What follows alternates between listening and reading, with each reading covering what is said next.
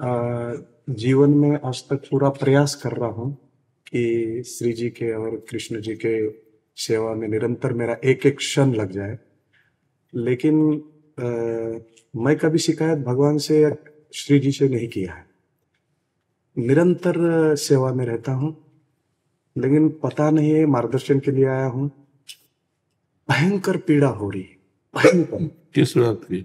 ये जो कार्य कर रहा हूँ, मंदिर निर्माण कर रहा हूँ या जो सेवा में मंदिरों के जगह-जगह पे निर्माण करना, वहाँ भक्ति में सभी भक्तों को लगाना, उनके ओर से सब मार्गदर्शन करना और उस कार्य करते समय मुझे पता नहीं, मैं तो कभी शिकायत किया नहीं, श्री जी से भी नहीं किया, कृष्ण जी से नहीं और अभी आगे भी नहीं करने वाला।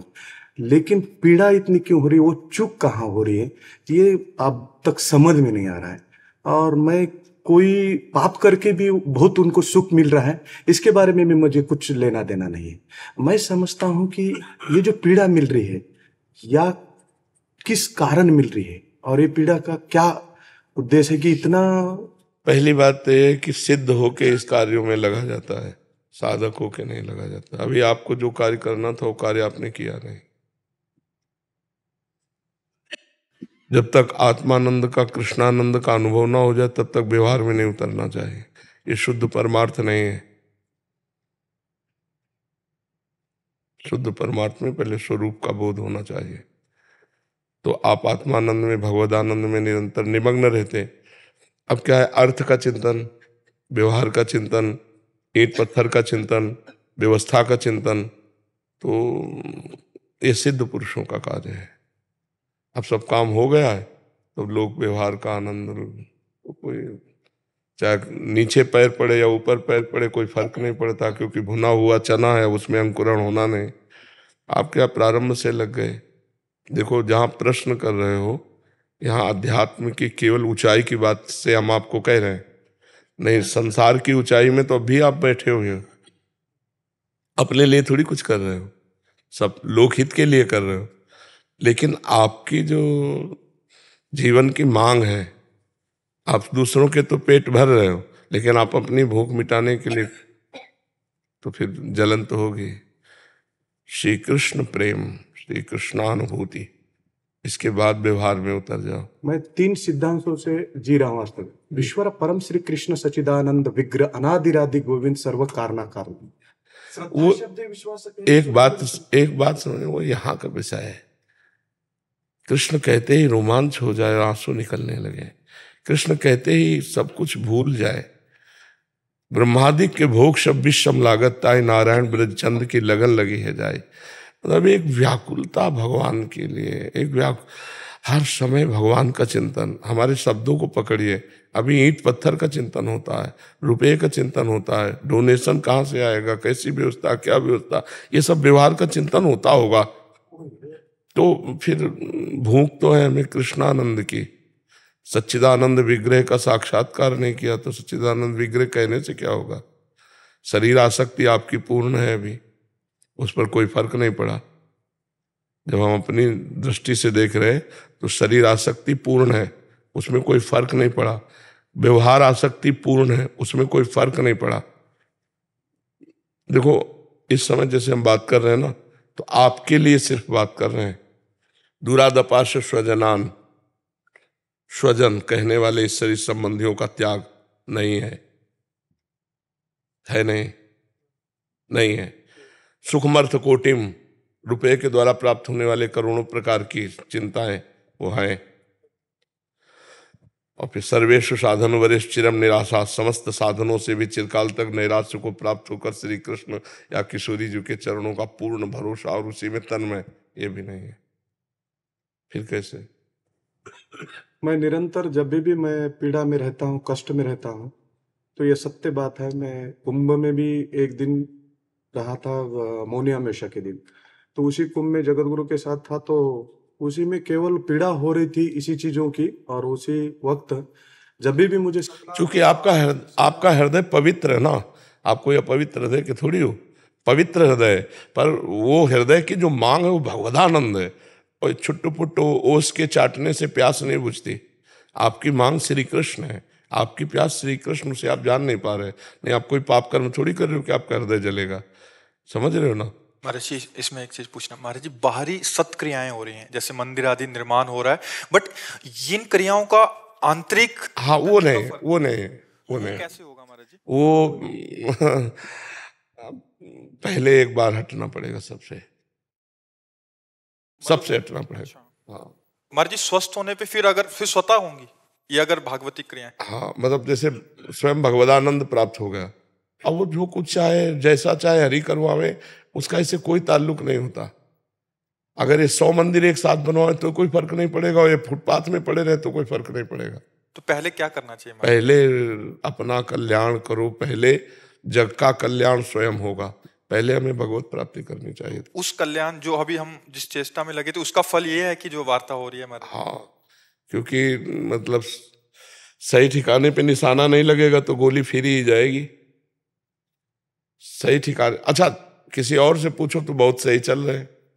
हाँ हाँ बिल्कुल, कहीं भी किंचन मात्र, वो हम जान रहे हैं कि कहीं। बिल्कुल जगत गुरु ने बोला कि मैंने उनको पूछा तो उन्होंने बोला आप बहुत पीड़ा से ग्रसित हो, आपका अनुष्ठान करना पड़ेगा। तो आपका एक मैंने परसों ही में 2 घंटा रोज आपका सुनता हूँ, तो उन्होंने बोला कि ऐसा ऐसा ऐसा ऐसा करना पड़ेगा।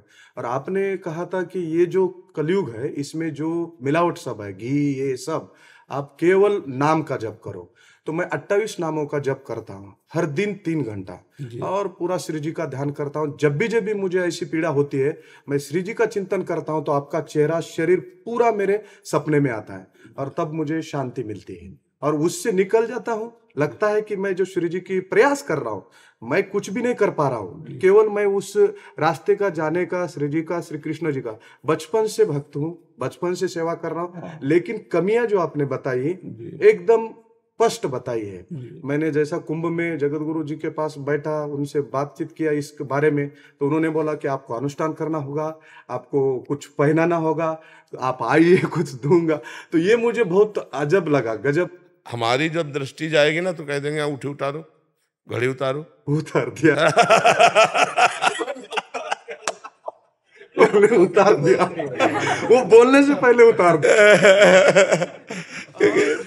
और अनुष्ठान करने से कोई अनुष्ठान की जरूरत है, हम तुम्हें अनुष्ठान बता रहे हैं। मन वचन कर्म से हे हरि मैं आपका हूं, मुझे ये पूर्ण हो वो पूर्ण हो इससे कोई मतलब नहीं है, आपकी नौकरी केवल कर रहा हूं, मुझे चाहिए कि आप मुझे मिलिए। अब मैं अपने हृदय मंदिर में आपकी स्थापना करना चाहता हूं, बाहर तो स्थापना कर ही रहा हूं, हृदय मंदिर में आप आइए, आपको जितना जलाना है जला लीजिए, लेकिन आप मेरे हृदय मंदिर में आइए। किसी के अनुष्ठान की, किसी टोना टुटका की, तुम कोई पापी आदमी थोड़ी हो, कोई पाप थोड़ी कर रहे हो, बड़ा पुण्यात्मा महापुरुष ऐसे कार्य करते हैं। पर बात यह है कि श्री कृष्ण आपको ऊंचे उठाना चाहते हैं, इसलिए आपको असंतुष्ट कर रहे हैं। इसमें बात श्री कृष्ण की है कि वो आपको महापुरुष बनाना चाहते हैं, तो इसलिए आप जहाँ लगे हो वहाँ से वो आपको असंतुष्ट कर रहे हैं, वहाँ आपको जला रहे हैं कि आप और ऊपर उठो और ऊपर उठो। तो इसमें ये थोड़ी कि आप कोई त्रुटि कर रहे हो। आप जैसे कोई बिरले संत होते हैं जो अर्थ का सदुपयोग करके मंदिर आदि निर्माण करके लोक कल्याण में लगाते हैं, लेकिन चूंकि क्या बात हुई कि अभी हमारा काम नहीं हुआ, तो हमारी जो मांग है वो अधूरी रह गई, हम बाहर फैल गए, बार विस्तार को प्राप्त हो रहे हैं। अब हमें पहले समेटना चाहिए। जैसे मतलब आप बहुत अच्छे हो इसीलिए समझ पाओगे, इसीलिए हमने कह दिया, नहीं तुम बोलते नहीं, किसी संत के प्रति ऐसा थोड़ी बोला जाता है। देखो जहां हम पकड़ पा रहे, आपका गृह संबंध अभी त्याग नहीं हुआ, माता पिता परिवार, इसका राग है कि नहीं अंदर?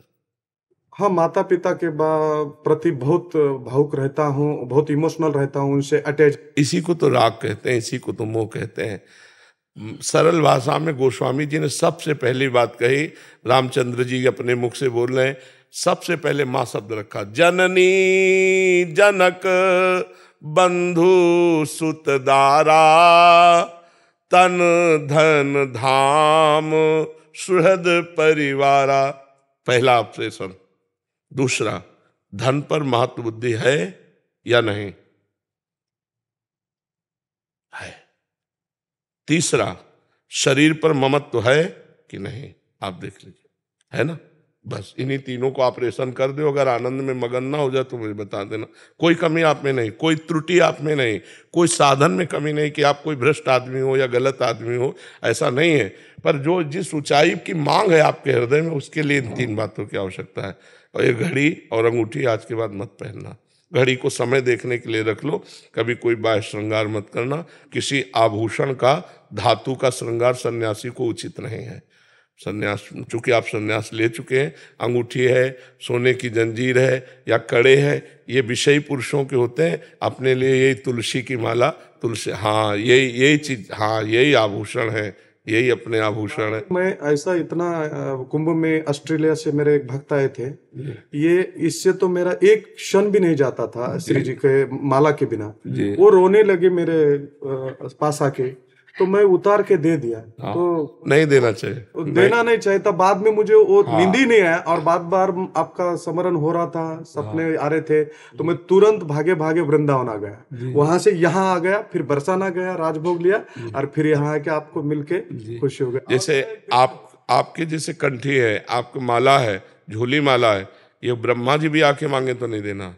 ये हमारे गलती हो गई मुझे। उस दिन से भोजन तक नहीं जा पा रहा है। और श्री जी के पास जाके बरसाना में भोजन किया, वहां भी नहीं जा पा रहा था अंदर। और एक प्रार्थना, और आज के बाद अब किसी से ये मत कहना मैं संतुष्ट रहता हूँ। वही मन की मन व्यथा रखिए मन में गोय, सुन इठ ली है लोग सब बांट न ली है कोई। किसी की सामर्थ्य नहीं कि वो आपकी उस ताप को जान सके। वो ताप कोई पाप जनित नहीं है, वो ताप महान पुण्य जनित है, जो आपको श्री कृष्ण विरह में पहुंचाना चाहता है। इसके लिए अनुष्ठान थोड़ी करने की जरूरत है, इसके लिए समर्पण की जरूरत है। ये कोई पाप निवृत्ति की बात है। ये जो ताप है पाप का नहीं है। जगत गुरु दर्शन ने मुझे इतना डराया महाराज जी, क्या बताऊं, इतना डर गया। तो मेरे को आप ही का याद आया, और मैं तुरंत इधर। आप ठीक हो, आपका ताप कोई पाप जनित नहीं है। ये श्री कृष्ण विरह को प्रकट करने वाला है। ये आगे चलकर श्री कृष्ण विरह प्रकट कर देगा। यही जलन जो है ना, यही असंतोष ना रुलाएगा श्री कृष्ण के प्रति। हाँ, यही श्री कृष्ण। मुझे आनंद इसमें आता है, भरपूर आनंद आता है। मुझे लगता है कि कोई कुछ भी बोले, मैं उसी लक्ष्य से दूर ना हट। नहीं, आज के बाद अपनी समस्या किसी से बताना भी नहीं। क्या है कि संतों पर श्रद्धा विश्वास है आपका, और जब वो तो फिर वो बहुत घुमा करके फिर बहुत कहीं परेशानी में न फंस जाए, किसी और मार्ग का अनुसरण न करने लगे। इसलिए कैसे हो? बिल्कुल आनंद है, श्री कृष्ण कृपा है। नहीं आपको ऐसे, आप पहले आपने बताया था आप कैसे हो, जैसे श्री कृष्ण रख रहे हैं, बहुत अच्छा रख रहे हैं। उनकी तो बड़ी मंगलमय है, उनकी बड़ी कृपा है। बस जो अंदर जलन है वो विरह बनेगी, वही ताप बनेगा। श्री कृष्ण मिलन के लिए रुदुषुश्रम राजन कृष्ण दर्शन लालसा, वही श्री कृष्ण विरह बनेगा। आप बहुत अच्छे हो, बहुत अच्छे से चलना। बाहरी अब कोई श्रृंगार मत धारण करना। हाँ, नहीं जेब में रखो ये घड़ी, क्योंकि समय देखने के लिए आवश्यक है ना। लेकिन धातु का किसी भी तरह का श्रृंगार धारण करना, वैसे प्राय आप धारण करते हैं, सब धारण करने लगे हैं, लेकिन निषेध है। हमारे शास्त्रों में हमारे आचार्यों ने निषेध किया है। महाप्रभु चैतन्य देव जी ने संन्यास लिया, तो आप उनके जीवन में देखिए, तो हम महाजनों गतेन सपंथा है। एन पंथा वो कौन, मार्ग कौन? तो बोले महाजनों गते सपंथा, जिसमें महापुरुष गए हैं उसी मार्ग में हमें जाना चाहिए। तो भोजन पाओ तो ठाकुर जी के भोग के लिए चाहे सोने की थाल हो, लेकिन अपने भोग के लिए मिट्टी के रज के पात्र हो या नारियल के पात्र हो। सन्यासी है हम सन्यासी जन हैं। हम धातु के पात्रों में नहीं पाते, मिट्टी के पात्र में हम पाते हैं, या फिर नारियल के पात्र में, दूसरे किसी पात्र में, या फिर दोना पत्तल में पवा दो। धातु के पात्र में नहीं पाते।